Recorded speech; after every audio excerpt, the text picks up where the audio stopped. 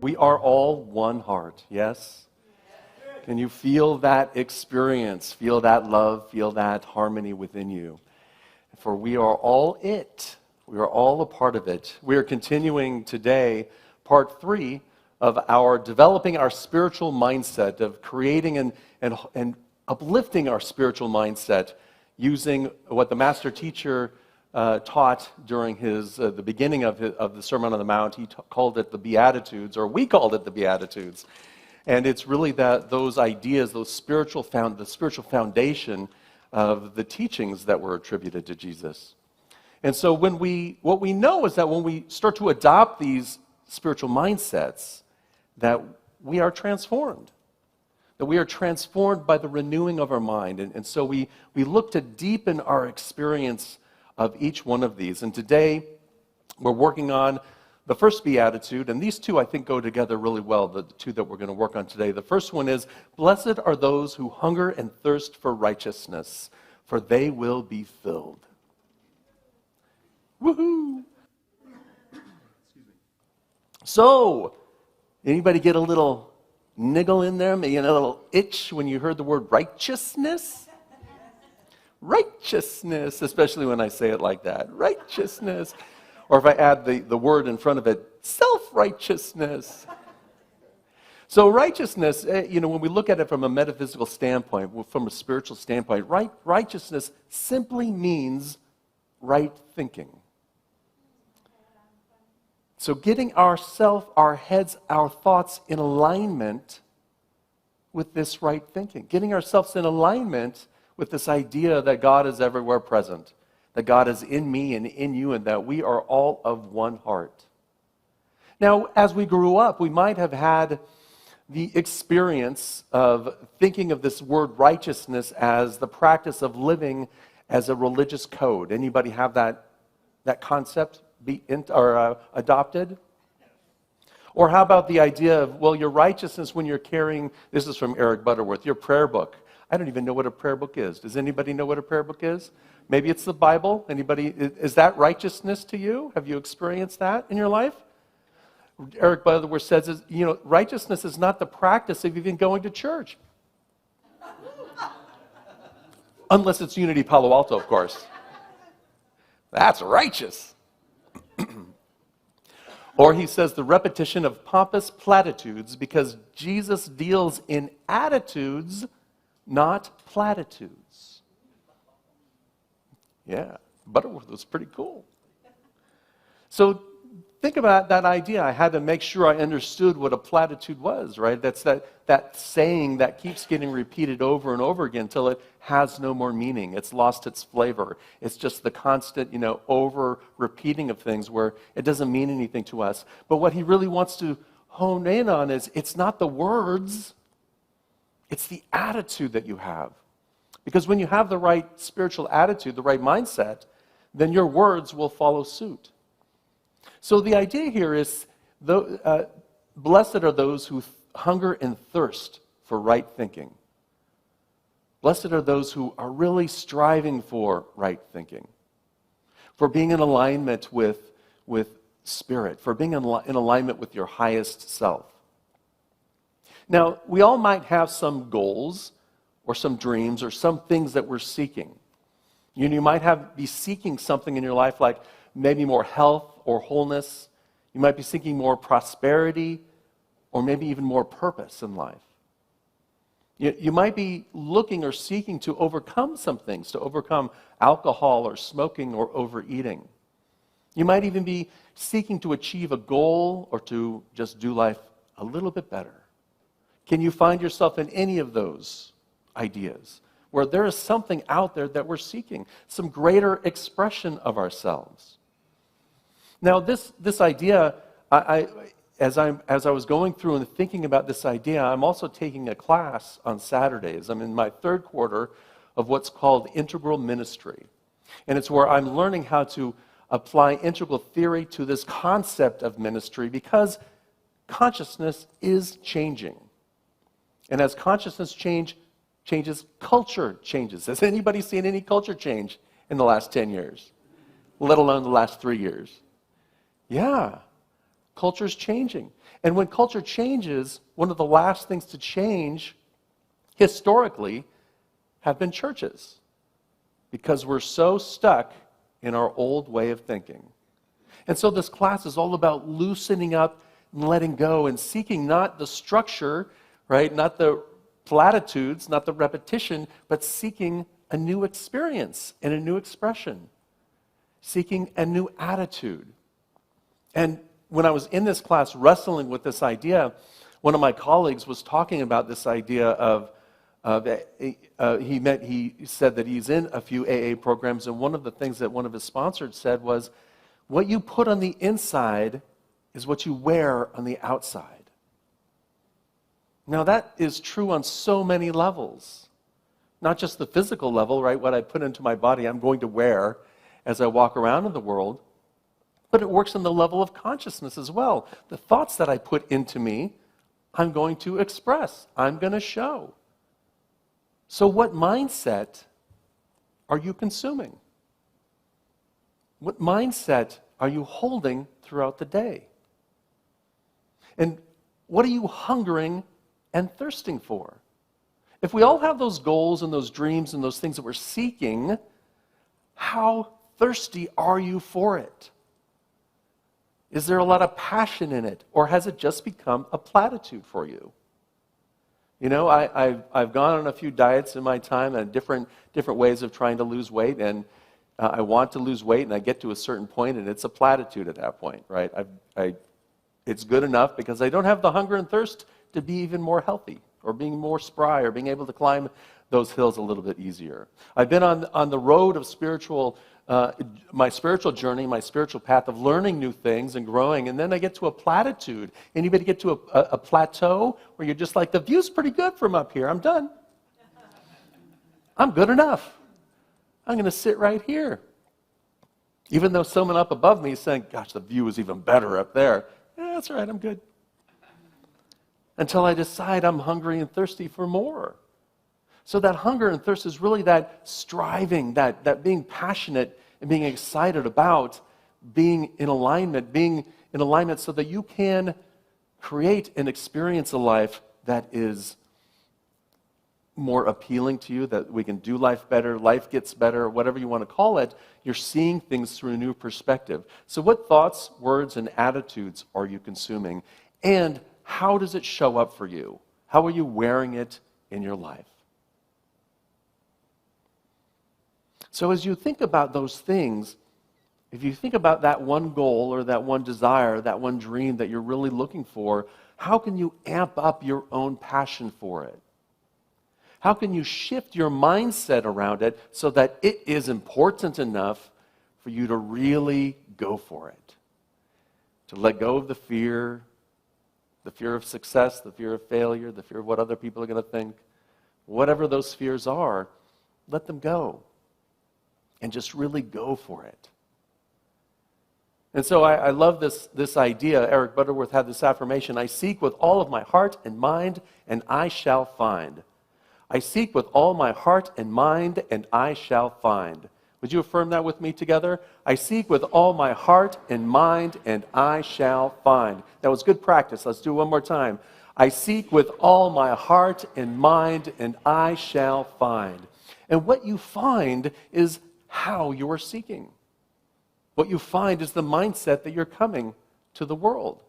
You know, so often we think about this idea of, I want things to be this way, and they're this way. But they're still going in the right direction, but we get a little jarred because it's not exactly what we thought it was going to be. But when you seek with all of your heart and all of your mind, when you seek with passion for right thinking, now here's the shift. It's not quite seeking with passion for what you want out there. It's let me just show up with the right attitude about what I want. And when I show up with the right attitude about what I want, then I'm easily able to maneuver and shift and change my view depending on how the universe answers me, and the universe always answers. So seek that spiritual mindset. And as you do, you will be overflowing with possibility. And then you have the ability to move your feet from that state of consciousness as opposed to the limited view. I think of a horse, with those blinders on in the city as they're clipping down the streets. That's how we go through life so many times. It's just we're blinded by what we don't want to see, what we do want to see, and we're missing out on so much. So seek first that spiritual mindset. Seek first that willingness to be one with the allness of life. Now, our second beatitude, blessed are the merciful, so they shall obtain mercy. Now, I don't know about you, but that's a platitude for me. When I hear those words, blessed are the merciful, so they shall obtain mercy. Yep, okay, I got it. But what does it mean to me? And what does it really show up in me? And how does that show up? I love what Eric Butterworth did, or wrote, in the book Discover the Power Within You. He defined this attitude, this spiritual mindset as, this attitude reveals the law of consciousness. If you want to be loved, you must love. If you want friends, you must be friendly. If you want just treatment, you must. And he says, life is lived from the inside out. So what the master teacher is saying here is this is a model for how to live. If what you're seeking out there, you must first experience in here. And as you experience that in here, you will see it in the world. You will find it in the world. You will be attracted to it in the world, and you will move in that direction. It may seem like it's being attracted to you magically, but it's really you being in the right mindset and then moving in that direction, of having that spiritual mindset and moving in that direction. Butterworth continues, you may not always be able to change the world about you. Anybody experience that? But you can change your thoughts about the world. And when you do this, you change your world, which is the world of your thought and your consciousness. So this weekend, it was a beautiful weekend. Yesterday was a beautiful day. I had just finished my class, and my brain was overflowing after 2 hours of integral theory and spiral dynamics and how to apply it to ministry. And if you want to know about that, then stick around for the next 3 years, because we'll be figuring it out together.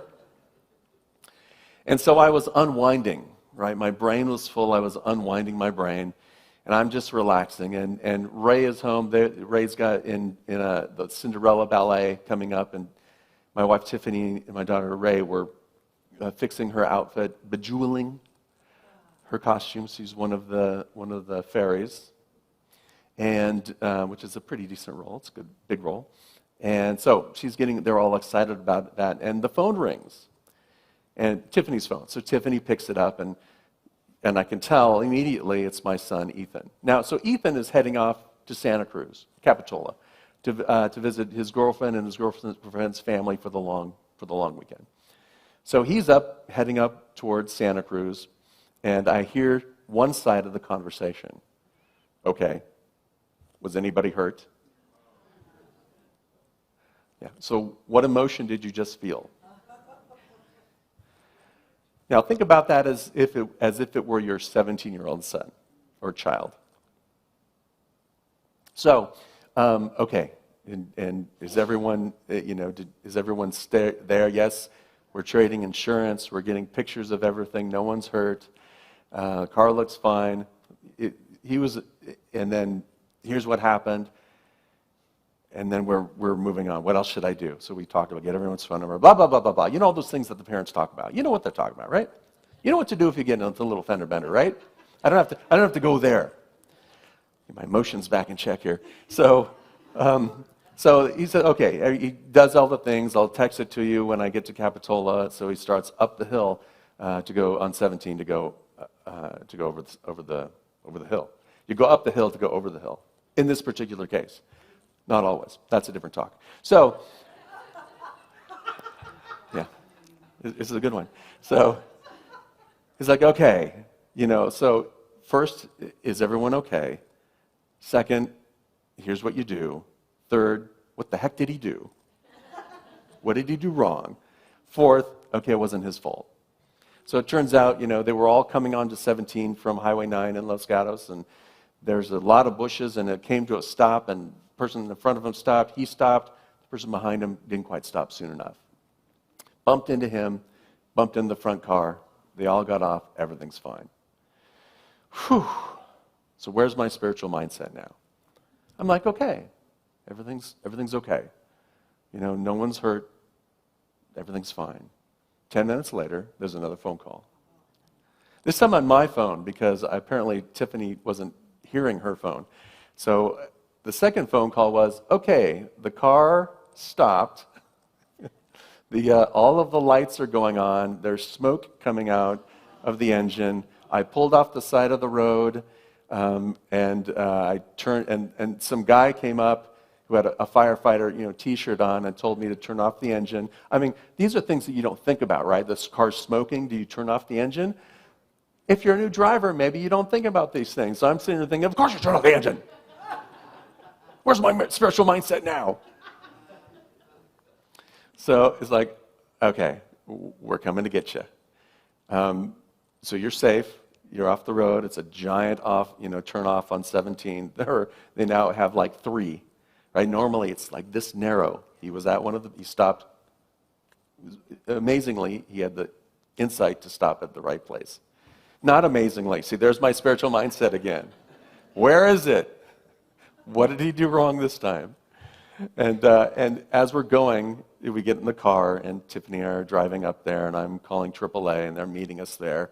And I'm like, oh, okay. I got back to no one's hurt. This happens. We've all had this happen to us at one point in time or another. Everything's fine. Tiffany, the mother, is like, yeah, I'm not there yet. It's all good. I understand. So getting back to that spiritual mindset of just seeking right thinking, that spiritual mindset of knowing if you want love, be loving. If you want calm, peace in your life, be calm and peaceful, even in those situations. So I'm running through this in my head. I'm not saying it out loud. There was no there yet, and that's okay. Just allowing her to be. And we got there. The tow truck got there, and the more we went along, we followed the tow truck back to the place they're going to check it out, and it's like, okay, we were going back to that spiritual mindset. Even when things don't end up the way you want them to end up, right?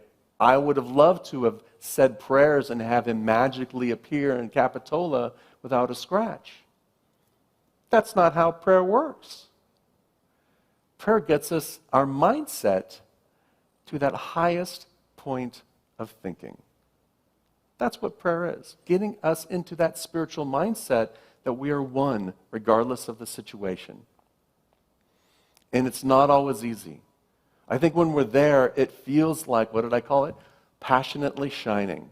Have you ever experienced that when you're passionately shining? It may be about a thing, it may be an experience, that's when everything's clicking, and that's what these 2 Beatitudes are talking about. When you have that mindset, you can be passionately shining in life. And when we're not, use these 2 Beatitudes to get back to a place of balance within us. That's what it's all about. It's always about returning, because we're in this rhythm of ups and downs in life, of things going the way we want them to go and not so much. So these mindsets help us move back into that space where we're one heart. It moves us back into that space where, wherever we're at right now, God is. Casey was talking about the 3rd principle in unity. And this is really what that 3rd principle is all about. In this message, Jesus is asking us, inviting us actually, to step up into a greater consciousness within us. To step up to a greater understanding within us and with what's happening in the world. And to step up in our mindset to invoke a higher and an intentional way of living that law of the third principle, the law of mind action. For those things that we think about and give great attention to are how we see the world.